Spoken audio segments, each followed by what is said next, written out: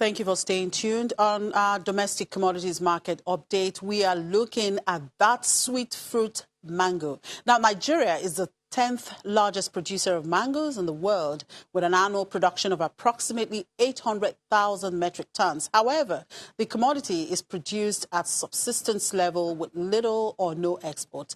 Now, Fumi Adebowale, one of the research analysts with Financial Derivatives Company, will update us on this. Hello, Fumi. Good afternoon. Good afternoon, Chimeze. So what will it take for Nigeria to increase its production of mango from subsistence to commercial levels? Yes, with an annual production of about 800,000 metric tons, Nigeria accounts for about 3% of global production. But if you look at this commodity, it is a commodity that is highly perishable, and it is being grown by small-scale farmers. You know, it is grown in states such as Benue and Kaduna. But if you look at it, we have small-scale farmers that are really into the production of this commodity. So, and as a result, about 90% of the commodity is consumed domestically due to the fact that it rottens within a week to 2 weeks.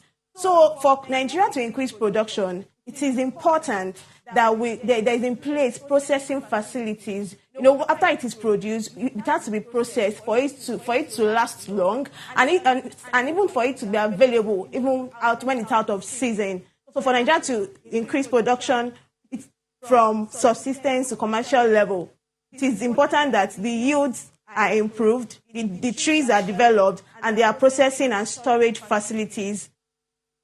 Now, right now, mangoes are out of season in Nigeria. However, the global price of mangoes increased by about 4.3% in the last month. What is responsible for this price increase globally?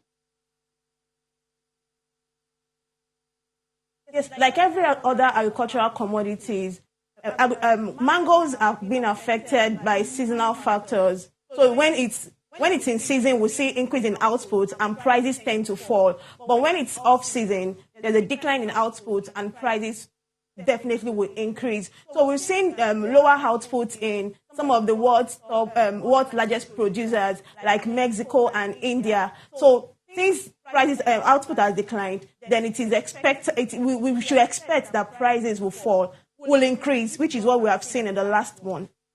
What is the outlook for this commodity?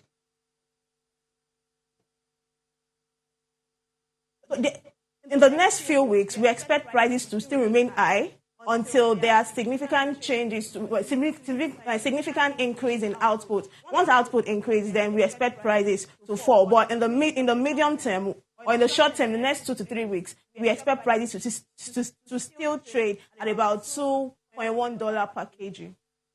All right, thank you, Fumi, for your time. Fumi Adebowale is one of the research analysts with Financial Derivatives Company. Now, the EU has signed 2 new financial guarantees with small businesses through the Africa-Europe Alliance for Sustainable Investment and Jobs. The 2 guarantees with the FMO, that's a Dutch development company bank, and CDP, Italian Development Bank, will see 4.5 billion euros invested in private and public investments for the development of countries in neighboring EU and in Africa. The funds will help unlock venture capital to help start up companies and promote sustainable development. The signing was done at the ongoing Africa Investment Forum in Johannesburg, South Africa.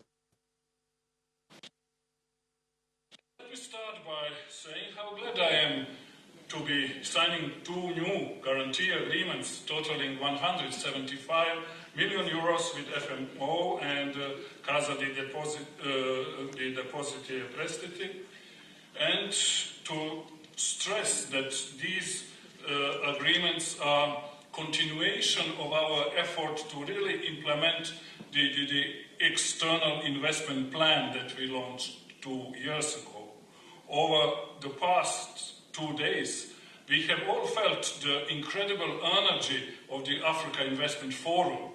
This energy mirrors what is happening all over Africa, a continent with enormous opportunity. Allow me a quick word on our 2 agreements. our 45 million euros ventures program guarantee with the FMO will encourage more investment in innovative startups who are already making a difference in the lives of underserved communities. Many of these startups give people access to products and services such as digital payments and off-grid electricity, which they otherwise would not have.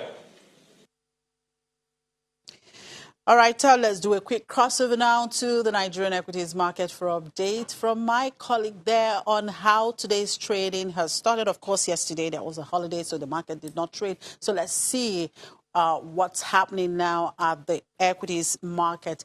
Hello, Tempo. Well, we saw a lot of investors showing so much interest in the equities market last week. Just wondering, is that sentiment likely to continue this week as market resumes today? As the market resumes today, we'll see that kind of sentiment moving on in the market because, again, we have some backlogs of demand from last week, Friday, the last trading session before today. And, of course, all of that will filter into the beginning of the week. We'll see that. We've seen that also playing out as we speak in the banking stocks around the GT Bank, the Zenith Bank, Access Bank, UBA, all of those tier one names, as well as FBN Holdings, which have actually risen. We've seen capital appreciation on a lot of all these stocks. And, of course, a lot of analysts are placing buy, on all of these particular companies. The next segment that investors are watching is the industrial goods segment, in particular CCNN, which is currently on full bid as we speak. And all of that has translated to gains in the key benchmark indices of the exchange. It has also reflected in the indices of the industrial goods and, of course, the banking stocks as we speak. If you look at the NSE 30, where all of these stocks are also found, we see an uptick in that region of the market as well. That is currently up by about 1 basis point as we speak in the market. But by the end of the week, we are likely to see some profits taken because, of course, there are some folks that have actually bought into all of these stocks way before now, where the prices were much cheaper. Chimeze. All right, Temple, thank you for those updates. And Kenya's Central Bank Governor Patrick Njoroge says the scrapping of a cap on banks' lending rate has removed one of the concerns the central bank had about cutting interest rates. Kenya's parliament agreed last week to ditch an interest rate limit that was introduced in 2016 to curb high borrowing costs. The cap has since been blamed for choking business activity and economic growth. Kenya's Monetary Policy Committee, which is due to meet to set interest rates on November 25, had previously raised concerns that if it cut rates, there could be a perverse reaction due to the commercial rate cut.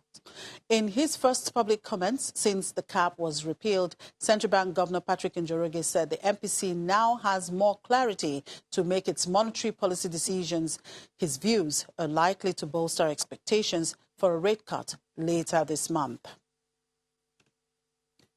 And with that, we draw the curtain on today's edition of the program. Thank you for watching. I'm Chimeze Obi. Welcome.